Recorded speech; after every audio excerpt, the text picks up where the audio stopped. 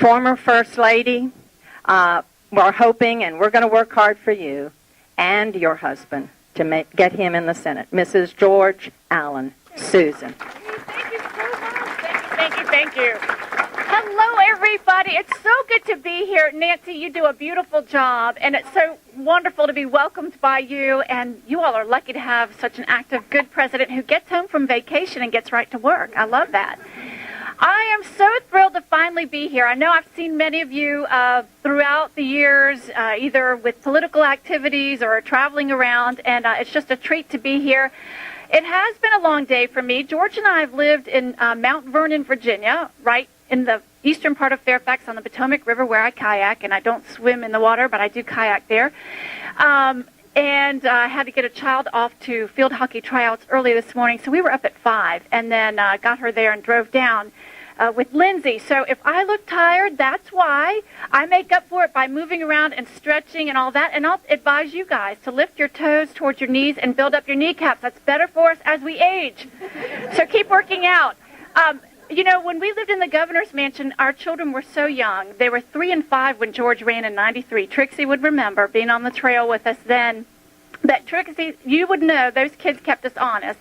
Anybody who's a parent recognizes how kids say the darndest things. I remember one night, George and I were entertaining. We did so often. We kept that home open to as many Virginians as possible at all times. But we'd always try to end our dinners around 9 o'clock because we had a lot of work to do, speeches to write, and things to go over. So I remember rushing upstairs after a dinner and saying, Forrest, you've got to get out of that tub. I said, come on, you're turning into a prune. And he looked down and he said, Mommy, the things on my fingers, they're like the things around your eyes. It's so unfair how honest those kids can be. Forrest is 6'5" and 21 and really good to me today. So I love him to pieces, and he's coming home from South Carolina. He's been interning for a fella down there all summer. I can't wait to see him because I've got a really long list of yard work for him as soon as he gets home Sunday.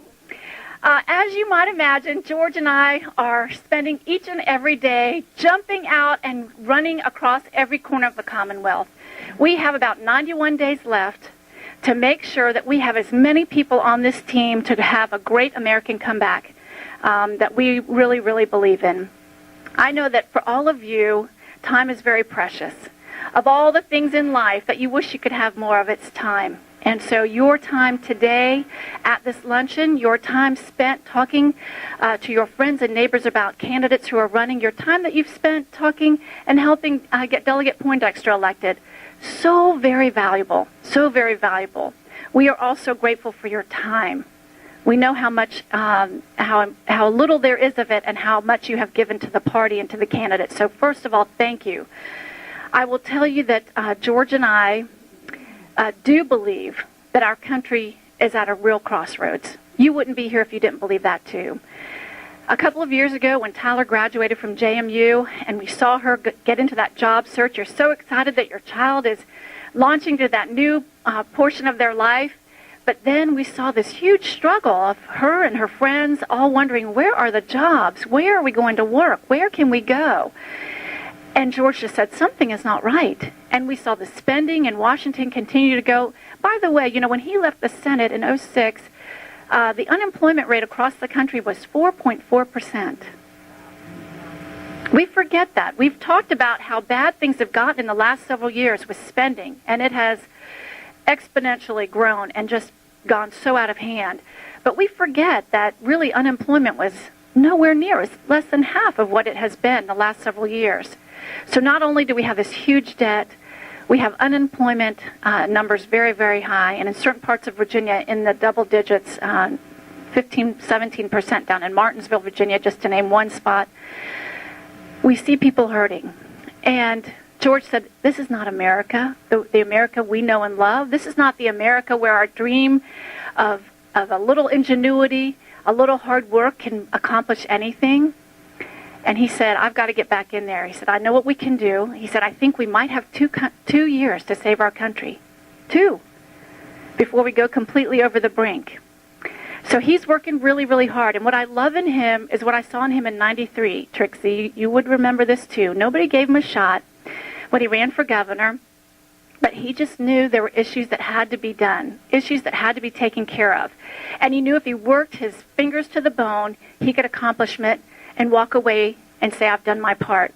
And that's really the way he is right now. The same drive and desire every single day. I worry as a spouse what will be left of him at the end of 6 years because he is so dedicated, but I really believe our country needs him. I want to refresh your memory on a couple of things. This November, when voters go to the ballot box, they're going to see the resumes of 2 former governors, and I love that. I love that comparison.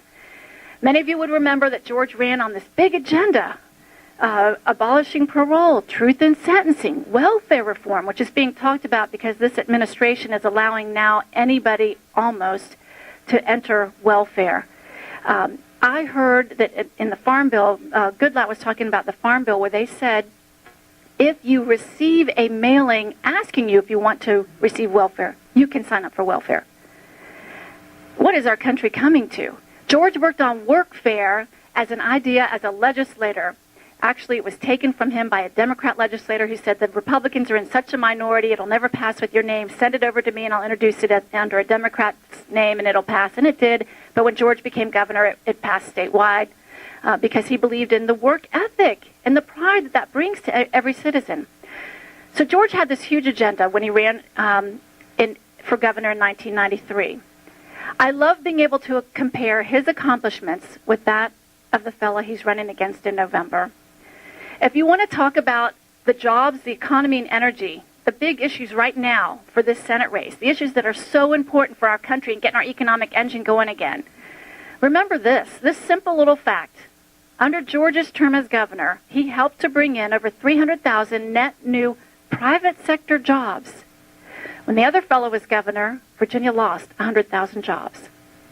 Who had policies in place that made it a positive environment for jobs to grow, for small businesses, for large companies to come and invest in Virginia? George Allen did. Issues. But when there are times for agreement, like reducing the deficit in Washington, like working on energy policy, making sure we're using our own coal and not stopping the production of coal in Virginia or West Virginia or Kentucky, you have to work with those from the other party that get elected from those states. And George will do that. And I think that's a very, very exciting thing. He goes into this no holds barred. And he doesn't care what the label or the party is of a person that he's got to work with. He knows that we've got to become more energy independent and that we've got to use our resources. And if it means working with a Democrat from West Virginia, well, so be it. But he wants to break that logjam and make sure that we use our energy. He's been campaigning in the coal fields in the last couple of weeks, and those people are so worried. Life as they know it will end if this administration is allowed to continue for 4 more years. Those towns down there will become ghost towns. And the ripple effect of that industry is just so devastating to those towns. So I love the fact that George can work with people from the other side. I think that's very important, and I think all of us as citizens feel so frustrated as we watch what happens in Washington, the logjam in the Senate because of the political games. I think we're sick of it. And I know that you all talk to people in your daily walks who say, I don't trust any of them, I don't like any of them, I think it's all a game to so many of them. Well, we see in George Allen somebody who's a doer, a believer, who wants to get up there and just work himself silly and make sure that he gets things done for us so that we can get this engine going here in America again, get small businesses up and running again, make sure that our large companies don't go overseas, make sure that we get rid of that deficit so that our kids aren't paying forever and ever and ever for the deficit that has been built up in the last several years, mainly in the last 3 years. And the final thought is this. I bet some of you in this room are retired military. If you are, raise your hand because we want to thank you for family members served in the military. My father was a Marine pilot, Vietnam, 2 tours of Vietnam. We were lucky he came back twice. What this administration is doing to our military is devastating. We will go back to a Navy the size that it was at the end of World War I. How can we protect our interests at home and abroad with a shrinking military? And the number one responsibility of the federal government is our security and our military. We've got to make sure that we keep the promises to the men and women who have served with TRICARE and other promises that were made when they entered into that contract with our government for our protection. But we've got to make sure that going forward, we do not make the United States of America more vulnerable than we already are. We know what it's like to be attacked, and we cannot afford to have that happen again. So protecting our military is the number one responsibility, and it's an interest that George really believes in, because with the bill that has just been passed, the sequestration bill, we have the potential of losing 200,000 jobs in Virginia. 200,000! Not to mention all the soldiers who are coming back and trying to find work as they end their career in the military. We've got a lot to do, a lot of work to do. But George is poised to be able to get in there and make things happen. So I really hope you'll share that message with your friends, with the people you interact with on a regular basis. We only have 91 more days. That's 4 months. Could you promise today to find 4 new voters? Could you promise today to send out 4 emails in the next 4 months? I know some of us just get bombarded by emails and you just tune it out. But if you would find 4 reasons to email your friends and have somewhat of a virtual precinct, maybe you contact the same 10 people 4 times between now and Election Day, say, here's another reason why I'm voting for George Allen. Here's another reason why we need a new president in the White House in Romney, and somebody in the Senate who's going to break the logjam and make sure that we penalize those who go to Washington and don't vote on a budget. George wants a paycheck penalty bill that says if you're not by October voting on a budget, you don't get a paycheck. Love that idea. We send you there for one reason. If you're not doing your job, you don't get a paycheck. 4 months left for you to be able to do 4 things that will help us get closer to our goal, and that's winning in November. 4 yard signs, 4 bumper stickers, and girls, some of y'all don't like to put them on your cars. I understand that. If you would just tape it to your back window for the final 4 weeks of the campaign, just put it up there temporarily. That means so much, because all of you can be an ambassador for George. Thank you, Zach. Zach has them right here before you go. We'll make it so easy. Don't leave it on your desk and the day after Election Day. Oh, darn, I forgot to put that on there. Just put it up the final 4 weeks. That's it. If you have children or grandchildren playing in the football games, would you go to at least 1 football game this season and wear your Allen sticker? Just one. Just one. Or if you carry one of those nice cushy seats that you can sit on in the bleachers, tape it to the back of your seat. So when you're at the game, it's just a subtle reminder to those around you that you are supporting the right ticket this year. Every little bit you do in the next 4 months, every bit you do will help us. I promise. I promise. And it's going to take all of us doing our part. As we leave here today, be creative and think about ways that you can encourage somebody you might not have touched yet. The one final thing I'll do, I used to say in 93, is leave a voicemail on your answering machine saying if you get calls to your home and you have an answering machine, say, sorry, I'm not here to take your message. I'm out working hard to get George Allen elected.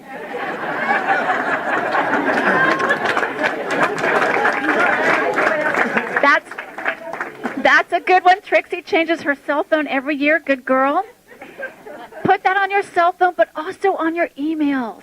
My email is short today because I'm out getting George Allen elected, or talking jobs, the economy, and energy, and electing George Allen, Mitt Romney, Robert Hurt. Every little subtle reminder you put out there, you are getting us closer to our objective, and that's winning. So I want to thank you, because I know you're going to have to eat healthy. You got to stay in shape.